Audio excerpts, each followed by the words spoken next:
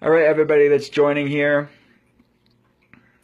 live on Periscope, we're going to learn about what you need to know about the gene mutation. It affects 40% of the world, teaching you about these functional health issues. I'm going to flip the camera here. All right. I'm going to let everybody join here. We're live here on Periscope. And for people that are watching this on replay on Facebook and replay on Periscope, hi, how are you doing? So people on Facebook, you're not going to see the hearts down here that everybody's tapping. That we'll be tapping here during the Periscope feed, and you're not going to see the questions and comments of people that are all around the world that are asking me about these health topics. So we're live here in our Functional Medicine Center where we do webcam and phone consultations for people around the world. We offer a free health evaluation via webcam or phone. Check out the website for that if you want more information about that. But today we're going to talk about what you need to know about the gene mutation that affects around 40% of the world, and that is MTHFR gene mutations. So let's back up a bit and learn about methylation.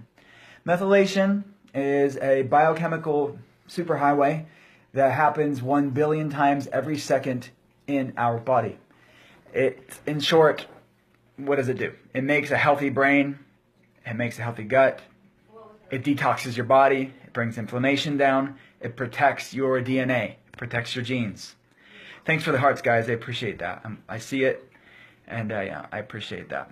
So, guys, if you're giving me hearts, that way I know the connection's good, the audio's good, and you guys are liking my content. I appreciate that. So, methylation, very, very important, very, very integral to health. But methylation impairments means that it's not working as well as it should be. It's decreased function of methylation. So there are about, let's just say, a couple dozen of genes that are responsible for methylation. The most common, the most famous, the one that's getting the most buzz in the health blogosphere is called MTHFR. That is one gene out of about 25 or so that are directly responsible for methylation. So we run blood tests, sometimes saliva tests, to look at the full methylation panel. This is very important for people that are dealing with hormonal problems, immune problems, autoimmune problems, people that are dealing with digestive issues, toxicity issues, chemical sensitivity issues. Methylation impairments are very common with these problems. Even autism, ADHD, these type of brain autoimmune spectrum issues, we want to look at methylation as a key factor, a key genetic factor to knowing those gene weaknesses. You have to find out what your specific unique gene weaknesses are so you can support those gene weaknesses so you can optimize your health, reverse your symptoms, and regain health. So yes, celiac disease, something we would want to take into consideration. Obviously looking at a full health history and then finding out what labs would be appropriate. One of the labs I would recommend for a lot of autoimmune patients are demethylation profiles, and that's typically a blood test, sometimes a saliva test for a less complete view of these methylation genes. MTHFR is one of those genes that's responsible for converting folic acid, the B vitamin, into the active B vitamin methylfolate.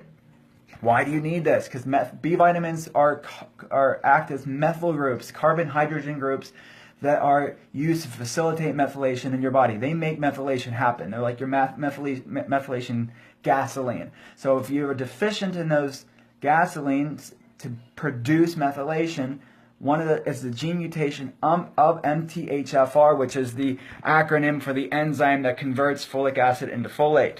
This is common with, let me just read out. The peer-reviewed literature finds that this is linked to ADHD, to autism, to autoimmune diseases, to cardiovascular heart disease, to colitis, so gut inflammatory bowel disorders, depression, and schizophrenia. So this is very, very important for people struggling with these health problems. And they're not going to run these labs in the standard setting because there's no medication for it. And there's not a medication or a surgery for it. Typically, you're just told you're depressed, you just need to lose weight, or you're just getting older, or just take this medication and see you in 6 months. We want to find out what is the root issue of why people are going through these problems. So if you think you have MTHFR gene mutations or other methylation impairments, what are the steps you need to do? I laid this out in an article on my blog for the full extrapolation of what the steps you want to do. It tells you exactly what labs you want to have run. It tells you exactly what steps you want to take. But specifically, you want to have the proper labs run to find out what the root issues, and these are labs that we run for people around the world. So wherever you're at, we can drop ship the labs to you so you can find out these root issues. Thanks for the hearts, guys. I appreciate that. You also want to avoid synthetic folic acid if you have these gene mutations or suspect you do. So get activated B vitamins like methylfolate, methylcobalamin. These are more appropriate than the synthetic vitamins. You want to also calm inflammation and support detoxification pathways. So eating lots of green leafy vegetables, which are rich in folate, which will help detoxification pathways. Sulfur-rich vegetables like onions and garlic and asparagus and broccoli and cabbage. These will help. The sulfur groups help facilitate methylation in the body. And you want to find the right vitamin B12 for you. Depending on your specific gene mutation, and again, we'd find these out in labs, everybody's going to do different on different B12 vitamins, and there's about 4 different B12 versions of B12 that each person does different on. Some of them can make you jittery, like if you get like caffeine jitters. Yeah, sometimes the B12 complex will work, absolutely. But you want to look at the fillers, look for soy, look for additives, look at the type of B12. Again, everybody's different. So even natural things, what works for one person isn't going to be right for you. And avoiding toxins. So I put a link in the article explaining what toxins you want to avoid of and which ones are linked to problems like thyroid problems. How do you know which one? You want to find out specifically looking at your gene mutations, and again, you'd only know that through labs, but there are specific ones you want to avoid. There's methylcobalamin, hydroxycobalamin, and adenosyl B12 as well. So these are all some of the B12s you want to consider. And again, yeah, someone's saying you have the labs. Again, they're all a little bit different depending on what your specific case is. And then some of methylation impairments come with VDR polymorphisms or vitamin D receptor site polymorphisms. It makes your body more susceptible to vitamin D deficiency. You're actually genetically predisposed to having low vitamin D. Your body's actually not absorbing that. So knowing these gene mutations can ultimately be the roadmap, your personal guide to supporting your health. So again, we offer free health evaluations. If you want to talk about your specific case, check out drwillcole.com. The link is on the, yeah, and yes. D3 is best typically. You got it. You're welcome. You're welcome, Heather. Oh yeah, someone's asking me, can you repeat that about vitamin D? So VDR receptor site polymorphisms, these are gene mutations, vitamin D receptor site polymorphisms, which makes your body genetically predisposed to having actually a change in the vitamin D receptor site, so your body's not absorbing vitamin D properly. So typically emulsified liposomal vitamin D, higher doses of it are required to really facilitate that proper vitamin D levels.